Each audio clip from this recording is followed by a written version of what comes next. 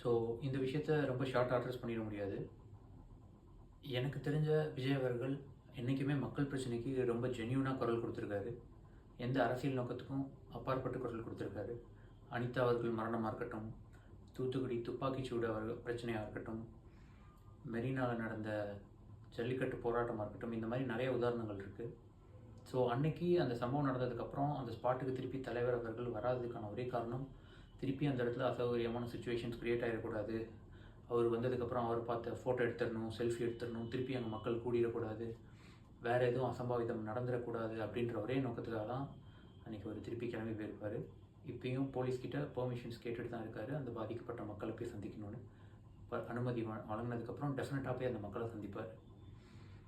So அதே மாதிரி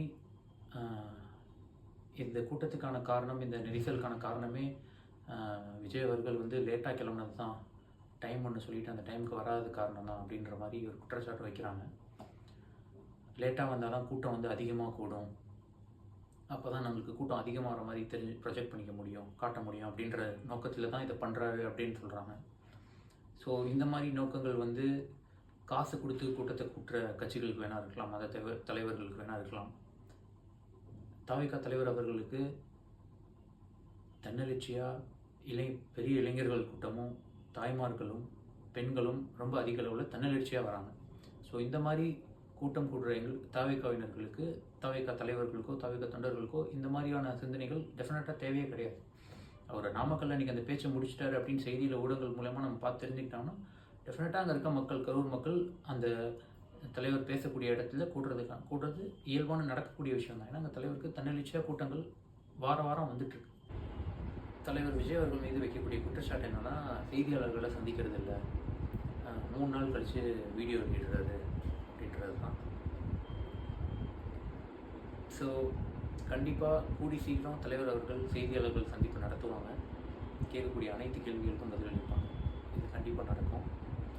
அதே மாதிரி 3 நாள் கழித்து வீடியோ வெளியிடுறாரு, அதில் சினிமாத்தனமாக சிஎம் சார் பழி வாங்கணும்னு நினைக்கிறீங்களா அப்படின்ற மாதிரி கேள்வியெல்லாம் கேட்குறாருன்ற குற்றச்சாட்டும் இருக்குது. ஸோ அதை நான் எப்படி பார்க்குறேன் அப்படின்னா, அன்றைக்கி அந்த சம்பவம் நடந்ததுக்கு அடுத்த நாளும், அதுக்கு முன்னாடி அன்றைக்கி சம்பவம் நடந்த அன்றைக்கி நைட்டும் பொதுமக்கள் நிறைய பேர் திட்டமிட்ட சரியாக இருக்கலாம் அப்படின்றத சொல்கிறத நம்மளே பார்த்துருப்போம். அதுக்கப்புறம் அந்த செருப்பு வச்ச சம்பவமாக இருக்கட்டும், இதெல்லாம் இருக்கும்போது ஆட்டோமேட்டிக்காக அது ஒரு சந்தேகத்தை உருவாக்குது.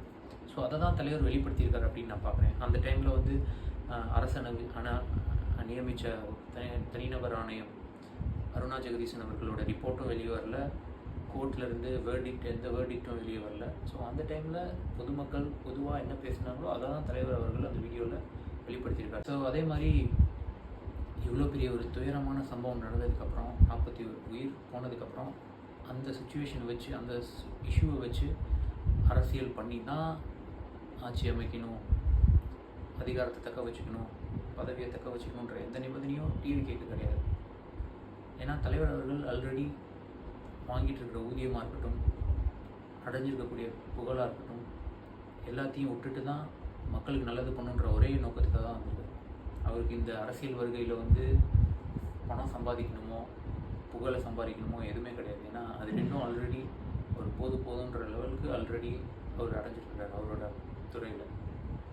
ஸோ இந்த மாதிரி எண்ணம் ஆல்ரெடி பதவியில் இருக்கிறவங்களுக்கும் அதிகாரத்தில் இருக்கிறவங்களுக்கும் ஆட்சியில் இருக்கிறவங்களுக்கும் வேணா இருக்கலாம். இதை வச்சு அரசியல் பண்ணி தக்க வச்சுக்கணுன்ற எண்ணம் மேபி இருக்கலாம். ஸோ அதே மாதிரி இந்த விஷயத்தில் ஆல்ரெடி விஜய் மீது வெறுப்புணர்வு கொண்டவர்களும் தலைவர் விஜய் அவர்களின் அரசியல் வருகையில் பெரிய நாட்டம் இல்லாதவர்களும் தான் இந்த விஷயத்தை தனி மனித தாக்குதல் அரசியல் பண்ணிகிட்டு இருக்கிறாங்க. பொதுவாக பொதுமக்கள் கிட்ட இந்த ஒரு வாரத்தில் நான் பார்த்த வரைக்கும் இந்த விஷயத்தில் தலைவர் விஜய் அவர்களுக்கு மக்கள் ஆதரவு அதிகரிச்சிருக்குன்னு தான் நான் பார்க்குறேன். ஸோ அதுதான் தேவையான விமர்சனமும் தேவையில்லாத எதிர்ப்பும் தான் நம்மளை ஓட வைக்கணும்னு தலைவர் ஆல்ரெடி சொல்லியிருக்காங்க. ஸோ அந்த மாதிரி இதில் தேவையான விமர்சனங்கள் எடுத்துகிட்டு இன்னும் அதிக பொறுப்போடு அதிக வலிமையோடவும் முன்னோக்கி செல்வோம்.